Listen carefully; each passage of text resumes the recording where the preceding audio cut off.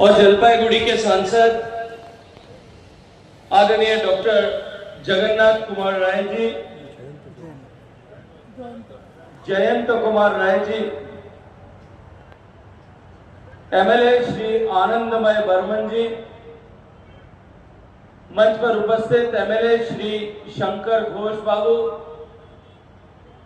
MLA Shri Deepak Burman जी, आदरणीय विधायक Durga Murmu ji, MLA Shrimati शिखा चटर्जी जी, ex MLA Shri Shankar मालारकर जी, social worker और राष्ट्रीय स्वयंसेवक संघ के राष्ट्रीय कार्यकारिणी सदस्य सम्माननीय श्री अद्वैत चरण दत्ता जी, माननीय प्रांत प्रचारक जी, मंच पर उपस्थित फॉर्मर वाइस चांसलर आदरणीय श्री महेंद्रनाथ राय जी, श्री कृष्णा सरकार जी, आदरणीय डॉक्टर अमल कांति जी, आदरणीय परिमल चंद्र राय जी, आदरणीय सूरत बर्मन जी, आदरणीय कैप्टन साहब, और आज इस लोकार्पण के अवसर पर आज जब एक अत्यंत पवित्र दिन हम बांग्ला नववर्ष के दिन यहां एकत्रित हुए, इस कार्यक्रम में उपस्थित सभी पितातुल्य बुजुर्ग, युवा साथियों, मातृशक्ति परिवार, पत्रकार मित्रों, शुभ बांग्ला नववर्ष 1432 शुभ पहला वैशाख उपलक्षे अपना परिवार प्रति रोली प्रीति, शुभेच्छा और अभिनंदन। नव वर्ष की आप सबको कोटि कोटि बधाई। ये नया साल आप सबके जीवन में उत्कर्ष का कारक हो, ऐसी शुभकामनाएं मैं आप सबको प्रेषित करता हूं। आज इस कार्यक्रम में उपस्थित सभी महानुभाव, विद्वान, कलामर्मज्ञ, आयोजन समिति के सभी सम्माननीय सदस्यगण, उत्तर बंगाल, असम, बिहार, नेपाल और देश के अन्य हिस्सों से आए राजवंशी भाषाभाषी सभी समाज के सदस्यों को नए साल की बहुत सारी शुभकामनाएं। मित्रों, आज का ये दिन कोटि कोटि राजवंशी भाषाभाषी लोगों के लिए निश्चित रूप से एक अत्यंत गरिमा का दिन है और आज का दिन निश्चित रूप से एक अविस्मरणीय दिन भी है, जिसे इतिहास के पन्नों में स्वर्णाक्षरों से लिखा जाएगा। जब राजवंशी भाषा के अनन्य सेवक राजवंशी भाषा को अपने जीवन पर्यंत अपने शब्दों के से, अपनी कलम से, अपनी कूची से, अपनी भावनाओं को अभिव्यक्त करके भाषा को समृद्ध करने वाले पद्मश्री नागेंद्र राय ठाकुरिया जी ने जो ये राम के चरित्र पर रामचरितमानस लिखी है, इसका लोकार्पण किया है, लोकार्पण हुआ है और हम सब सौभाग्यशाली हैं कि हमें इस लोकार्पण के अनुपम अवसर का साक्षी और सहभागी होने का सौभाग्य मिला है। ऐसे अपना अनुपम अवसर पर जब सिलीगुड़ी की सांस्कृतिक और आध्यात्मिक धरा से, इस समृद्ध भूमि से आयोजित इस रामायण महोत्सव के उद्घाटन के अवसर पर भी हम सब के बीच में,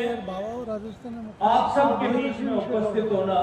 मेरे लिए भी अत्यंत सौभाग्य का विषय है। मुझे इस बात की विशेष प्रसन्नता है कि आज हम सब प्रख्यात कवि और पद्मश्री से सम्मानित श्रद्धेय नागेंद्र नाथ राय ठाकुरिया जी द्वारा रचित इस पुस्तक राजवंशी रामायण के लोकार्पण के साक्षी बने। ये केवल एक ग्रंथ का विमोचन नहीं, एक पुस्तक मात्र का विमोचन नहीं है, अभी तो ये हमारी लोक संस्कृति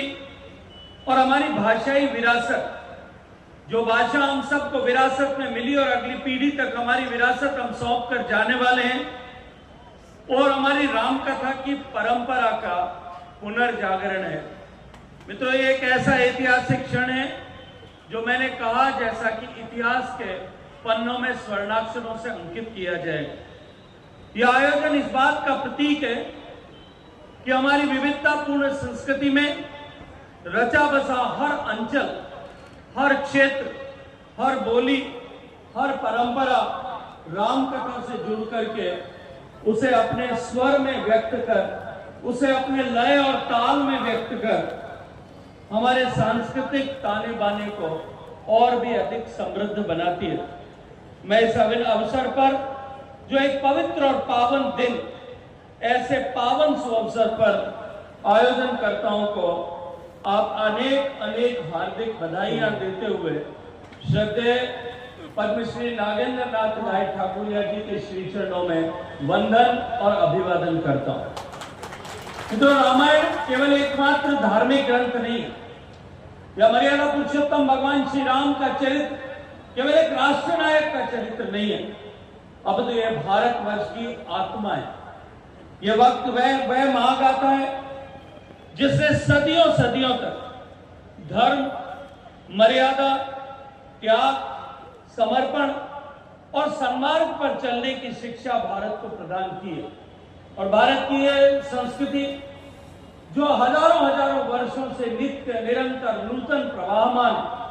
यह संस्कृति जिसके साथ में, जिसके बाद में आई हुई सारी संस्कृतियां विश्व से विलोपित हो गई,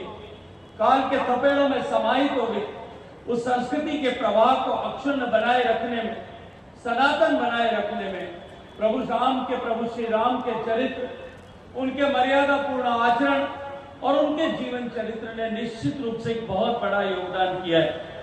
वाल्मीकि रामायण से लेकर के तुलसीदास जी की रामचरितमानस तक, अवराज और कंबन की तमिल रामायण से लेकर के कृतिवास की बंगाली रामायण तक, और अब राजवंशी रामायण, हर संस्करण ने अपनी भाषा, अपनी संस्कृति, अपने क्षेत्र की संस्कृति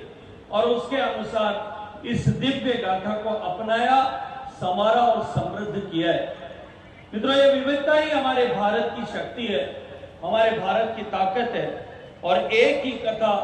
हजारों हजारों रूप से एक उद्देश्य, मानवता के कल्याण से सदियों से गाई जा रही है।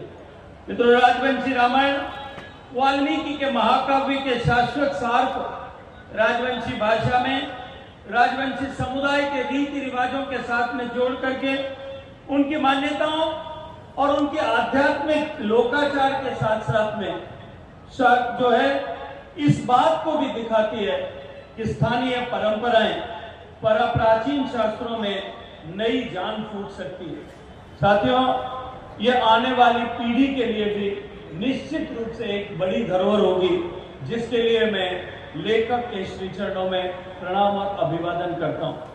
पद्मश्री नागेंद्र नाथ राय जी द्वारा रचित राजवंशी रामायण का लोकार्पण और उनकी साक्षात उपस्थिति ने आज के इस शुभ दिन को और इस उत्सव के प्रारंभ के दिन को और भी अधिक महत्वपूर्ण बना दिया। ये न केवल एक भारतीय साहित्य मनीषा के प्रतिष्ठित स्तंभ है, अपितु विशेष रूप से राजवंशी भाषा के उन्नयन में और उस राजवंशी संस्कृति के उन्नयन में, उसको स्थायित्व प्रदान करने में श्रद्धेय नगेंद्र राय ठाकुरिया जी का योगदान सदियों सदियों तक स्मरण किया जाएगा। उनके लेखन ने हमारी शास्त्रीय परंपरा और जनमानस की जमीनी संवेदनाओं के बीच में एक साक्षात पुल का निर्माण किया है। उन्होंने धर्म, दर्शन और लोक जीवन पर आधारित अनेक पुस्तकें लिखी, अनेक कविताओं का सृजन किया, अनेक लेखों के माध्यम से राजवंशी भाषा को निरंतर समृद्ध किया है। उनके विचार और रचनाएं न केवल साहित्यिक दृष्टि से मूल्यवान है, अपितु सांस्कृतिक चेतना को भी उन्होंने सशक्त किया है। इसी वर्ष 2025 के शुरुआत में जब सम्माननीय प्रधानमंत्री जी के प्रेरणा से भारत सरकार ने दादा को पद्मश्री पुरस्कार से सम्मानित किया, ये सम्मान निश्चित रूप से उनके अद्वितीय साहित्यिक योगदान के लिए और सांस्कृतिक प्रतिबद्धता के लिए राजवंशी भाषा और संस्कृति को विश्व के पटल पर ले जाने के उनके प्रयास के लिए उनका प्रेम की प्रतिबद्धता का प्रमाण है। राजवंशी पहचान की रक्षा, भाषाई विविधता का संरक्षण और आध्यात्म और राज साहित्य की सेवा के प्रति उनका समर्पण, ये हमारे युवाओं के लिए एक प्रेरणा स्तंभ के रूप में है। उनका जीवन और कर्म सच्चे अर्थों में कलम से संस्कृतियों के जोड़ने का कार्य करता है। मित्रों, माननीय प्रधानमंत्री श्री नरेंद्र मोदी जी हमेशा कहते हैं कि रामायण केवल एक महाकाव्य नहीं, या भगवान श्री राम का चरित्र केवल एक किसी राष्ट्र नायक का चरित्र नहीं है, ये जीवन का मार्गदर्शक है। और ये हमको हमारी जिम्मेदारियों के साथ साथ में कर्तव्य, त्याग और धर्म के सन्मार्ग पर ले जाने के का काम करता है और उसके महत्व को सदियों सदियों से स्थापित कर रहा है। आज राजवंशी रामायण के अनावरण के साथ साथ में हम राजवंशी समुदाय के अद्वितीय सांस्कृतिक लेंस से इस शाश्वत ज्ञान को देख रहे हैं। इस ऐतिहासिक अवसर पर मैं ये पुनः दोहराना चाहता हूं कि हमारी सरकार यशस्वी प्रधानमंत्री नरेंद्र मोदी जी के नेतृत्व में एक भारत श्रेष्ठ भारत की परिकल्पना को साकार करने के लिए हर सांस्कृतिक इकाई को साथ लेकर के चल रही। संस्कृति और पर्यटन मंत्रालय दोनों मिलकर के देश के प्रत्येक समुदाय, प्रत्येक जनजाति, प्रत्येक भाषा समूह की विरासत को सहेजने, संरक्षित करने और प्रचारित करने का काम कर रहे हैं। माननीय प्रधानमंत्री जी की प्रेरणा से अभी इसी बजट में हमने घोषित किया है कि देश में अनेकों शताब्दियों से रचित जो ज्ञान का भंडार हमारी पांडुलिपियों में सहेज करके रखा है, 2000-2500 साल से भी ज्यादा पुरानी हमारी ऐसी सारी पांडुलिपियों का संरक्षण करके, उनका डिजिटाइजेशन करके, उन मूल प्रतियों को आने वाली सदियों तक, आने वाली शताब्दियों तक, आने वाली पीढ़ियों के लिए धरोहर के रूप में सौंपने के साथ साथ में उनका संरक्षण करके उनको डिजिटल माध्यम से विश्व के पटल तक पहुंचाने के लिए हम सब तो काम करने वाले। इसके अतिरिक्त भी माननीय प्रधानमंत्री जी की प्रेरणा से देश की विभिन्न भाषा भाषी लोगों को उनकी भाषा में पढ़ने का अवसर मिले। नई शिक्षा नीति में इसका उपबंध भी किया गया। आज यूनेस्को की इंटेंजिबल कल्चरल हेरिटेज लिस्ट में भी भारतीय संस्कृति की ऐतिहासिक धरोहरों को हमने सूचीबद्ध कराने का काम किया है। और इसके साथ साथ में एक भारत श्रेष्ठ भारत योजना के अंतर्गत हमने भाषाई आदान प्रदान और देश में क्षेत्रीय महोत्सवों का आयोजन करते हुए देश को सांस्कृतिक एकता के सूत्र में बांधने का काम किया। हम सब जानते हैं कि भारत विविधताओं से भरा हुआ देश है। अनेक तरह की बोली, अनेक तरह की भाषाएं, अनेक तरह के परिधान, अनेक तरह के भोजन, अनेक तरह की सांस्कृतिक परंपराएं, अनेक तरह की पूजा पद्धतियां, अनेक तरह के व्रत, त्योहार, उत्सव, इन सब के होते हुए हम आत्मिक दृष्टि से हमेशा सदियों से, हजारों सालों से एक रहे। अभी महाकुंभ का आयोजन हुआ था और मुझे भरोसा है कि आप में से बहुत सारे लोग महाकुंभ के अवसर पर वहां प्रयागराज में संगम पर स्नान करने के लिए, अपने पापों से मुक्त होने के लिए, आध्यात्मिक, मानसिक और दैहिक इन तीनों के शुद्धिकरण के लिए वहां गए हो। ये कुंभ भी भारत की एकता और विभिन्नता में एकता का प्रतीक है। हजार साल से कुंभ जब भारत अनेक हिस्सों में बटा हुआ, अनेक छोटे छोटे राज्यों और साम्राज्यों में बटा हुआ था, अलग अलग तरह की शासन व्यवस्थाएं थी, लेकिन इसको देख करके जिन लोगों ने ये कहा कि भारत कभी एक नहीं था, उनके प्रत्युत्तर के रूप में था जब भारत हजारों सालों से एक था और कुंभ में सभी भारतीय एक साथ एक आस्था और विश्वास लेकर के वहां आते थे। जिस तरह से गंगा हम सबको एक साथ एकता के सूत्र में बांधती है। बात जो है उत्तर में हिमालय से लेकर के यहाँ बंगाल तक गंगा के प्रवाह का लंबा 2600 किलोमीटर का यह प्रवाह भारत को एकता के सूत्र में बांधता है। उसी तरह से भगवान श्री राम का चरित्र भी इस विविधताओं में भरे हुए भारत को एकता के सूत्र में बांधने का काम करता है। अभी तो सिलीगुड़ी और दार्जिलिंग प्राकृतिक सौंदर्य से परिपूर्ण क्षेत्र है। लेकिन इसके साथ साथ में ये सांस्कृतिक विविधताओं से भरे हुए क्षेत्र भी हैं। राजवंशी रामायण और रामायण के महोत्सव निश्चित रूप से यदि पर्यटन के साथ में जोड़ दिए जाएं तो इससे न केवल संस्कृति का संरक्षण होगा, अपितु इसके साथ साथ में स्थानीय अर्थव्यवस्था, स्थानीय हस्तशिल्प और इसके साथ साथ में इनके कल्याण के साथ साथ में स्थानीय युवाओं को उससे रोजगार का अवसर भी मिलेगा। हमारे पर्यटन मंत्रालय की विभिन्न योजनाओं, देखो अपना देश, एक भारत श्रेष्ठ भारत, ऐसे पैकेजेस के माध्यम से हम देश को ऐसी सांस्कृतिक विविधताओं का परिचय कराने और देश दुनिया के सामने ले जाने के लिए प्रतिबद्ध हैं। मैं आप सबको पूरा भरोसा और विश्वास दिलाता हूँ,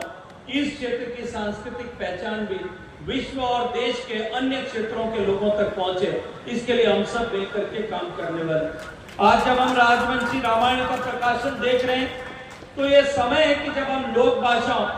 और स्थानीय साहित्य को शिक्षा प्रणाली में भी स्थान दें। राष्ट्रीय नई शिक्षा नीति में, जैसा मैंने कहा, माननीय प्रधानमंत्री जी की संकल्पना थी कि प्रारंभिक शिक्षा मातृभाषा में दी जानी चाहिए और इस संकल्पना का असर निश्चित रूप में आने वाले समय में देखने को मिलेगा।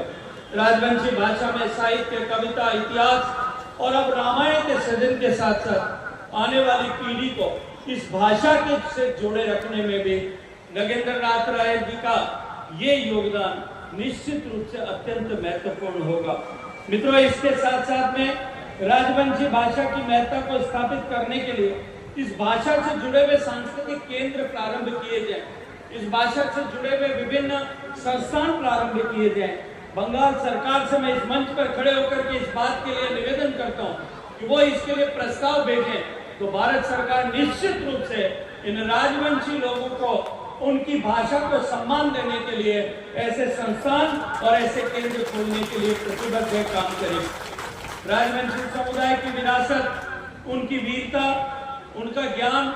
उनका शौर्य और भक्ति, ये निश्चित रूप से सब लोग इस बात से परिचित हैं और साथ साथ में अपनी विशिष्ट भाषा परंपराओं के साथ साथ में रीति रिवाजों के साथ में भी वो भारत की सांस्कृतिक विविधता का सजीव प्रतीक है। रामायण, महाभारत और भगवत गीता के साथ में जो राजवंशी समुदाय का गहरा संबंध है, ये इन ग्रंथों के प्रति और ग्रंथों के प्रति उनकी आस्था के साथ साथ में उनकी श्रद्धा, लोक नाट्य, कविता और मौखिक परंपराओं से हम सबको दिखाई देती है, हम सबके अनुभव में आती है और अनेक पीढ़ियों से पीढ़ी दर पीढ़ी इस विधा के हस्तांतरण के साथ में अगले आने वाली पीढ़ियों तक पहुंच रही है और निश्चित ही साहित्य का ये सृजन आने वाली पीढ़ियों को भी इन जड़ों के साथ में जोड़े रखने का अमूल्य योगदान करेगा। मैं इस भव्य रामायण महोत्सव में सम्मिलित होकर के अपने आप को सौभाग्यशाली महसूस करते हुए